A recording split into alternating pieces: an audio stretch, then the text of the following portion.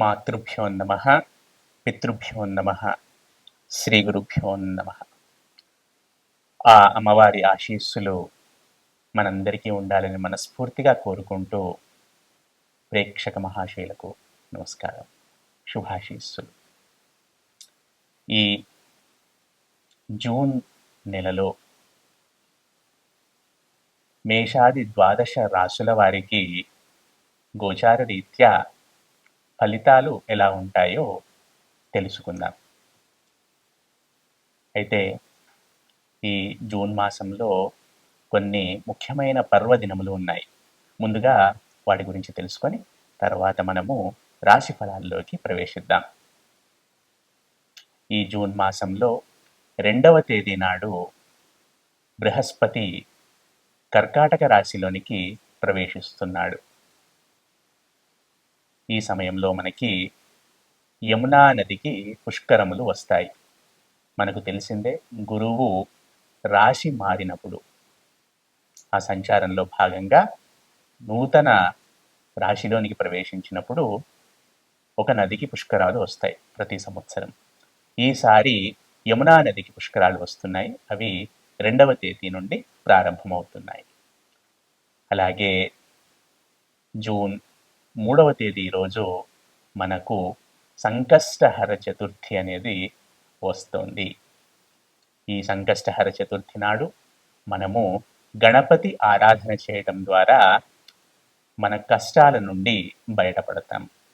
శక్తి ఉన్నవారు ఆ రోజు గణపతి హోమం కూడా చేయించుకుంటారు. శక్తి లేని వారు గణపతి ఆలయ సందర్శన, తమకు తోచిన విధంగా యథాశక్తి, యథాభక్తి, యథామతి ఆ గణపతిని ఆరాధించటం ద్వారా సత్ఫలితాలను పొందుతారు.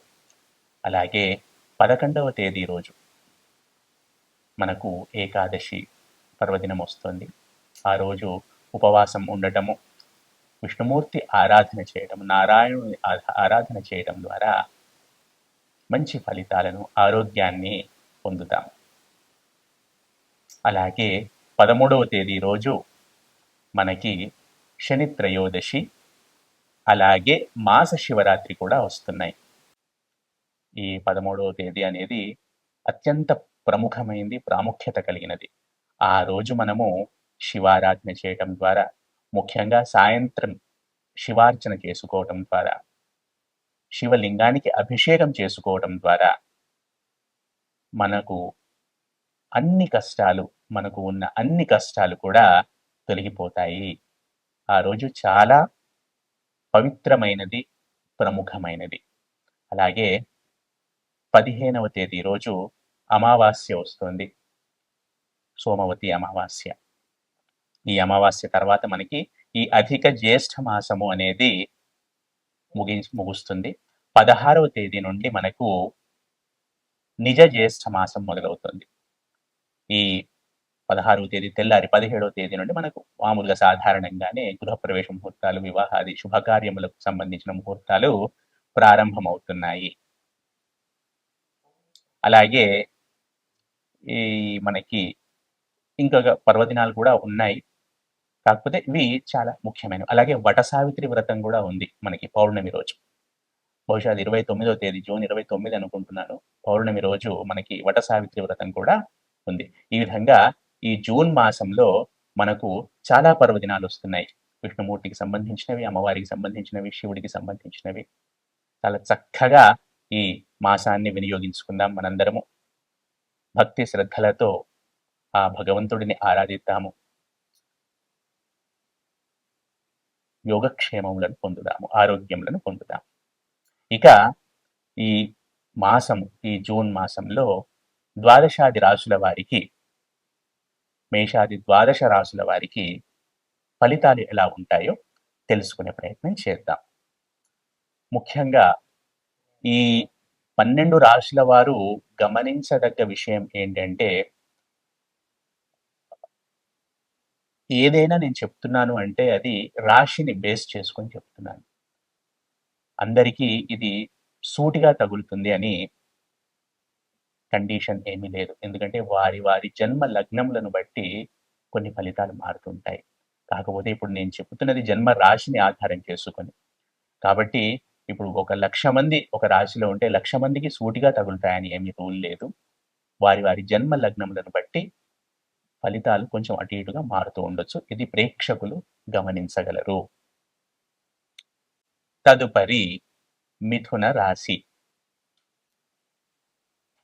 ఈ మిథున రాశి జాతకులకు ఈ మాసంలో గురువు ద్వితీయ భావంలోకి, తమ రాశి నుండి ద్వితీయ భావంలోనికి మారుతున్నాడు. అలాగే ప్రధాన గ్రహములైన శని 10వ ఇంట్లో, రాహువు 9వ ఇంట్లో, కేతువు 3వ ఇంట్లో ఉంటారు. ఈ విధమైన, అలాగే మిగిలిన గ్రహాలు మారుతూ ఉంటాయి అనుకోండి. అయితే ఈ విధమైన సంచారాన్ని మనము పరిశీలిస్తే గనక ఈ మిథున రాశి జాతకులకు చాలా రోజులుగా ఆగిపోయి ఉన్న పనులు అనేవి ముందుకు కదులుతాయి. ఇప్పటివరకు ఆబ్స్టకిల్ ఆగుతూ ఉన్నాయి పనులు ఏదో ఒక కారణం వల్ల. అవి క్లియర్ అవుతాయి. పనులు సక్సెస్ఫుల్గా ముగింపబడతాయి. అలాగే ఆర్థిక పరమైన వెసులుబాటు అనేది చాలా చక్కగా కనబడుతుంది. ఏ పని చేసినా అది సక్సెస్ వైపు వెళుతుంది. ఇది కొంచెం పాజిటివ్ విషయము మిథున రాశి జాతకులకు. అలాగే ఇక్కడ మనము శని రాహువులను కేతువును కూడా పరిశీలిస్తే కనుక మనము అంటే ఇక్కడ మిథున రాశి జాతకులు, ఈ మిథున రాశి జాతకులు చాలా తీవ్రమైన కఠోరమైన శ్రమ చేయాలి. మనము భవిష్యత్తును దృష్టిలో ఉంచుకొని దానికి సంబంధించిన ఒక ప్లాన్ వేసుకొని దానికి అనుగుణంగా తీవ్రమైన కఠోరమైన శ్రమ చేయాలి. ఈ గ్రహ స్థితి దీన్ని సూచిస్తుంది. ఆ విధంగా చేస్తే కనుక భవిష్యత్తు చాలా బ్రహ్మాండంగా ఉంటుంది, విజయవంతంగా ఉంటుంది.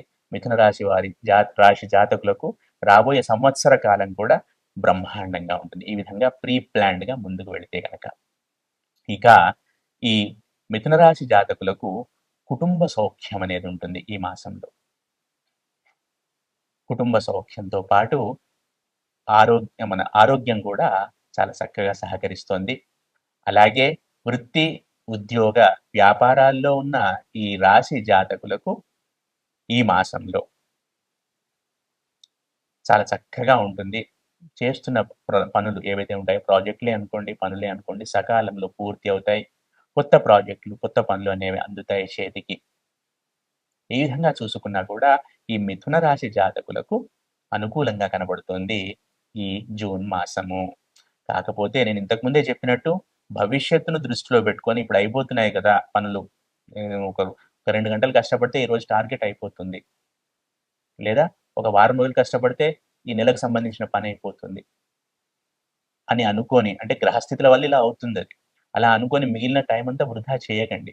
ఆ మిగిలిన టైంలో కఠోర శ్రమ, కఠోర సాధన చేయండి. దేనికి సంబంధించి భవిష్యత్తును దృష్టిలో పెట్టుకొని. ఎందుకంటే ఈ సంవత్సరం మొత్తం సానుకూలంగా ఉండాలంటే ఇప్పుడు గ్రహాలు మీకు సహకరిస్తున్నాయి కాబట్టి ఆ మిగిలిన సమయంలో మీరు ఫ్యూచర్ని దృష్టిలో ఉంచుకొని కష్టపడండి. ఇది మిథున రాశి జాతకులకు ముఖ్య సూచన. అలాగే కుటుంబ సభ్యుల మధ్య అన్యోన్యత ఉంటుంది. తోడబుట్టిన వాళ్ళతో కూడా చక్కటి అనుబంధాలు అనేవి ఉంటాయి. వృత్తి ఉద్యోగాల్లో కూడా సక్సెస్ అనేది కనబడుతుంది. ఆరోగ్యం విషయంలో కూడా పెద్దగా చికాకులు అయితే ఏం కనబడట్లేదు. ఏమైనా లాంగ్ లాస్టింగ్ పాతవి ఏవైనా ఉంటే అవి కంటిన్యూ అవుతాయేమో తప్ప కొత్తగా రావటము, లేదా కొత్తగా పెద్దగా ఇబ్బంది పెట్టేవి రావడం అలాంటివి అయితే ఏం కనబడట్లేదు. ఇవి ఆల్రెడీ ఉన్నవి కూడా కంట్రోల్లో ఉంటాయి.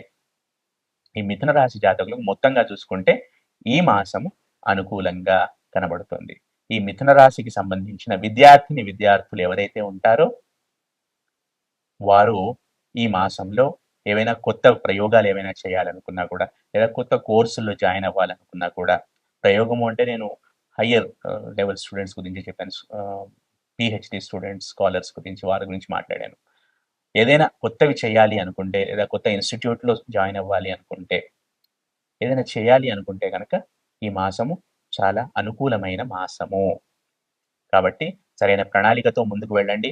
ఈ మిథున రాశి జాతకులకు ఈ వారం బ్రహ్మాండంగా ఉంటుంది. అన్ని విధాలుగా ఆర్థికంగా, ఆరోగ్యపరంగా, సామాజికంగా, ప్రొఫెషనల్గా, వృత్తి ఉద్యోగ విషయాల్లో కూడా, వ్యాపార విషయాల్లో కూడా అనుకూలంగా ఉంది.